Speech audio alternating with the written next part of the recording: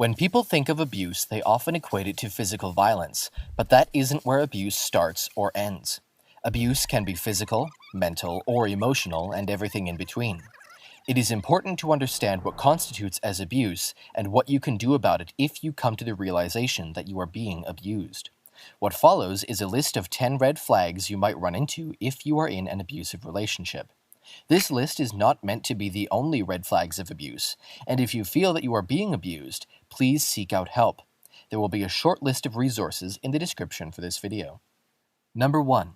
Controlling behavior.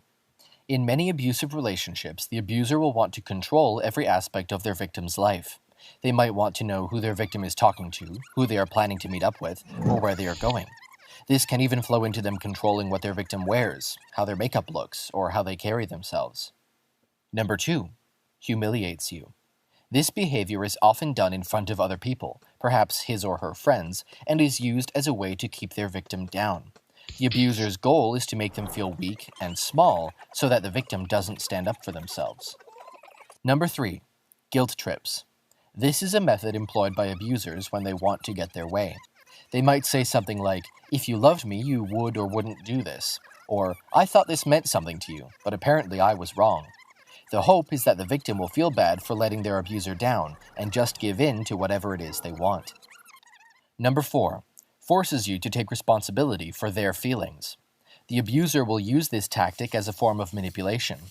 They may say, "You make me angry," or "You've done this, you've done that," as a way to make their victim feel responsible for anything bad. This is meant to push that victim to work on making the abuser happy at all times. The abuser wants to keep their victim in line, and making them feel like it's all their fault helps the abuser control their victim's actions. Number 5. Ultimatums. With ultimatums, the abuser is trying to get what they want by force without laying hands on their victim. With an ultimatum, the abuser might hold something over their victim's head, perhaps a child or even their home, in an attempt to gain absolute control over the situation. The abuser might say something like, "If you go out with your friends, I'll take away your credit cards," or "If you leave me, I'll kill myself." Number 6. Physical violence. If the abuser can't get their way with words, they can and will resort to violence.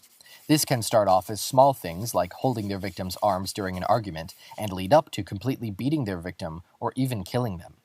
Hitting, choking, tripping, pushing, or throwing things are all forms of physical violence in a relationship. Number 7. A bad temper. The abuser might have a short fuse or just blow up over something that doesn't look like a big deal to anyone else. This isn't just a symptom of having anger issues, it is also yet another form of manipulation. The goal of this is to scare the victim into being subservient and obedient by doing anything they can to stop their abuser from getting angry. Number 8. Forces you to do things you don't want to do. This can mean anything from making you go to the movies when you'd rather stay home, to making you do something physically that you don't want to do. It is another way for the abuser to gain control over their victim. Some might even find pleasure in watching their victim feel uncomfortable. Number 9. Constantly checks up on you. An abuser might employ this as a way of keeping their victim in line. They may demand that their victim text them at certain intervals while they are out, and can even request that the victim send specific pictures, like them holding up a peace sign or a selfie with the friend they said they were with. Number 10. Picking a fight. An abuser might do this to test your limits. They will want to know how far they can take a fight and see what all you might be willing to apologize for. They won't take responsibility for anything and will instead make you feel as if it was all your fault. Once the fight is over, they may forgive you right away, or they may keep up a cold facade to see what you might do to win back their favor. If you feel like you might be in an abusive relationship, please seek help. If you are actively being abused, call 911 as soon as you can and report it. There are also many options based on where you live as well. There are some links in the description for this video. So, what are your thoughts?